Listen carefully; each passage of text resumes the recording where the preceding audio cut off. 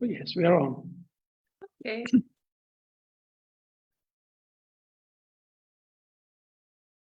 So, hello, Luca. Hello, Melissa. Nice to see you here on Facebook Live. Let's have some fun. We will discuss authenticity today, I think. Hello, Luca. Yes. Hello, Melissa. Nice to see you. Let's have some fun.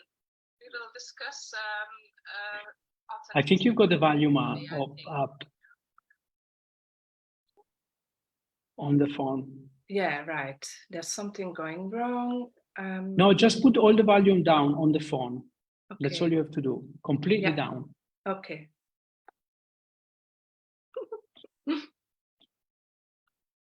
I think it's right now. Yes? Yes, it is. Okay, perfect. Good. Yes. Let's move on. Authenticity. Yes. Oh, are you asking me to define? What does this mean for you? Yes. Authenticity to me, it means to who we truly are, to be our true self. In other words, like each snowflake may appear on the surface to be alike to other ones. If you look closely, they are all unique, they're all authentic. And I feel that each one of us, it's also authentic. In other words, each one of us, although it's got similarities with others, it's authentic. It's got its own likes and dislikes, its preferences. And to me, that's what authenticity is. And to be authentic, I guess if we were left without any outside education, and education really is conditioning, right, and whatever else that comes with it, it would be easy for us to be authentic because we would just naturally be drawn towards the things that we really like doing, and we would keep away, so to speak, and avoid things that they're not really resonating with who we truly are, with our essence. Okay, but because we are educated, we believe, we think that we should all conform to something outside. Yes, this is really a good point, because if you go look to the definitions of authenticity, it's often explained as being true to yourself. But I always ask myself, well, I cannot be otherwise than true to myself. So in a way, I suppose we are always authentic, but I have to admit that this point of view changed in the last years. Yes. Yes, I agree. Like if you ask me, for example, many years ago, I would have said, I am authentic. I am actually doing what I feel like doing, although I wasn't happy. But I didn't really know what being happy meant. And I was doing things because I believed, or even better, I was made myself believe by others, by society, that what I wanted was authentic, was what I chose, but it wasn't. And in fact, I was suffering. Now I know what authenticity is, because now I have gotten rid of most of the conditioning that they had me to believe that I was being authentic. Yeah, okay. Yeah, it's interesting what you say, because it's true. Everybody really feels they are authentic most of the time, but are they really? And I would say if they are suffering, they're not authentic, because you touched upon a very, very profound point, that we are authenticity. We are, that's who we are, yes. Yeah, this is interesting, because you, how do you say couple? You join happiness and authenticity. Oh yes, they go together, I believe. Look at children. I mean, a child, yes, it could already be born with a trauma. It's true, because in the uterus, mother uterus, things may have happened that is already suffering.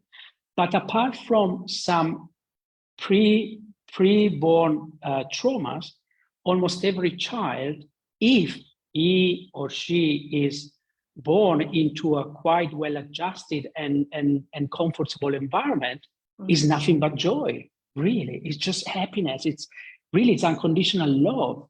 We think that only cats or dogs or animals are unconditionally loving, but that's not true. I mean, human beings are unconditionally loving until they learn how not to be. But they learn how to judge and so on and so forth. Yes. And they're happy until then. Yeah.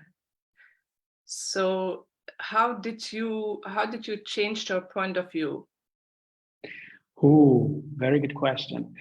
I realized what authenticity was when I received my personal reconnection.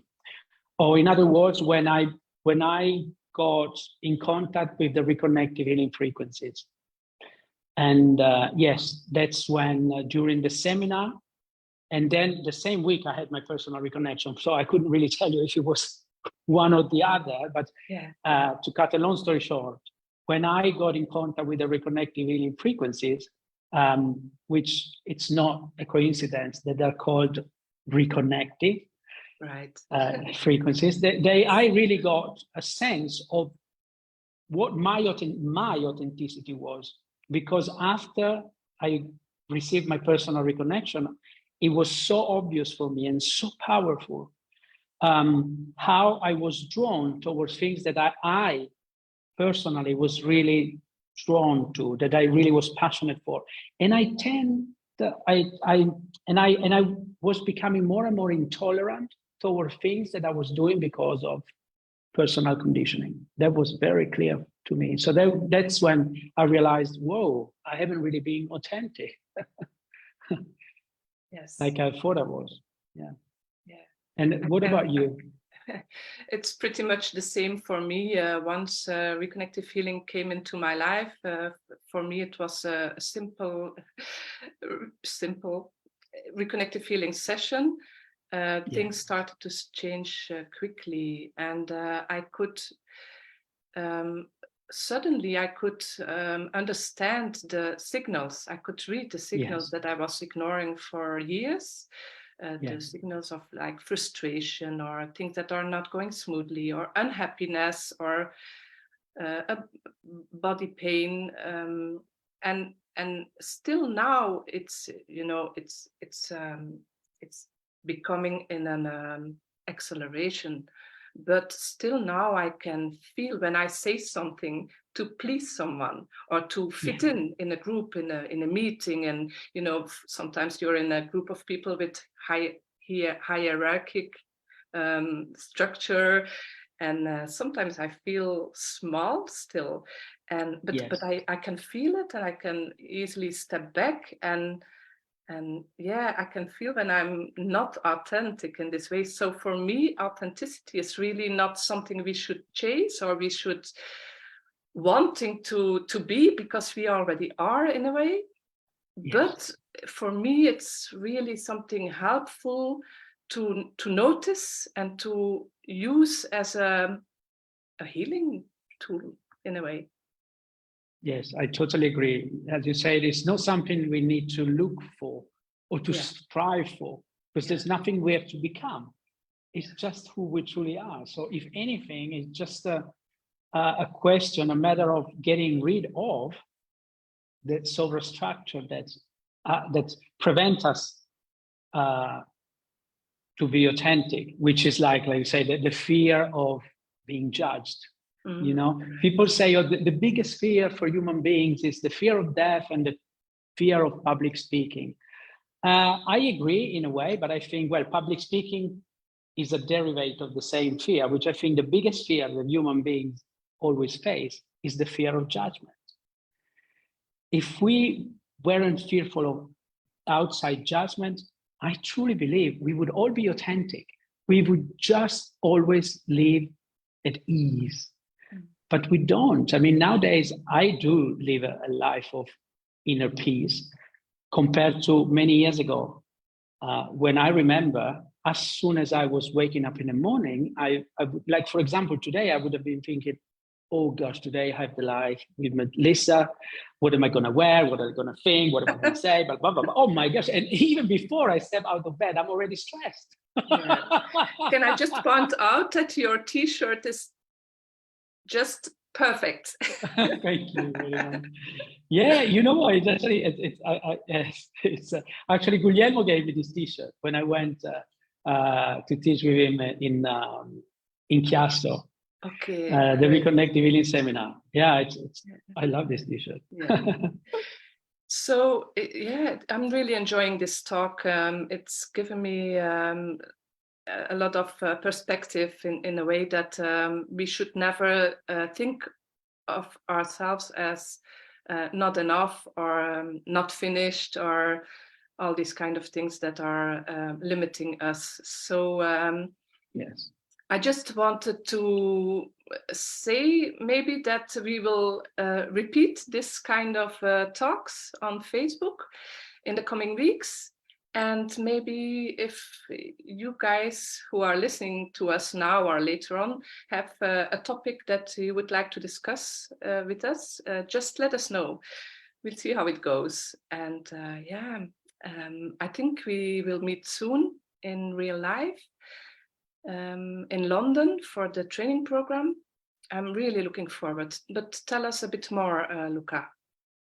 Yes, in London, where for who doesn't know Reconnective Healing or for who knows it but wants to see a free presentation about Reconnective Healing, and also where everybody will have an opportunity to feel the frequencies and to literally play with them. Yeah. I will be hosting as I said, a free presentation in London on Tuesday, the 22nd of August at a beautiful private club. It's called the Winchester House Club by Putney Bridge.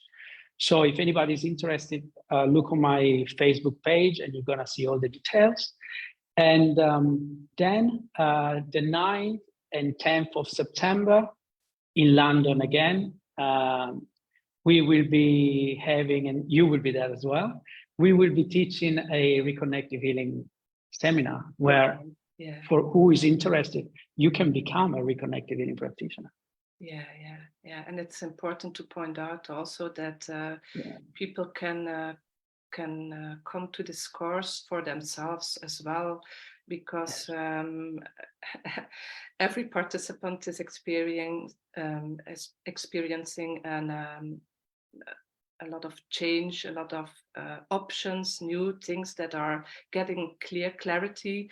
So not only can you become a professional practitioner, but only just for yourself. It is amazing to come and join us. Yes. Okay. And also, even if somebody never wants to become professionally a practitioner, once you've been to the seminar, you will be vibrating at a different frequency. Right. So you would always be spreading these frequencies everywhere. That's the beauty of it. Yeah. I like that you say this, Luca, because really this was what I wanted to say, but couldn't find the words. But this is the beauty of Reconnective Healing. Thank you. Thank you. So we see each other next week, maybe? Yes, absolutely. Okay, great. I'm looking forward to it. to it. Bye. Bye-bye. Ciao. Ciao.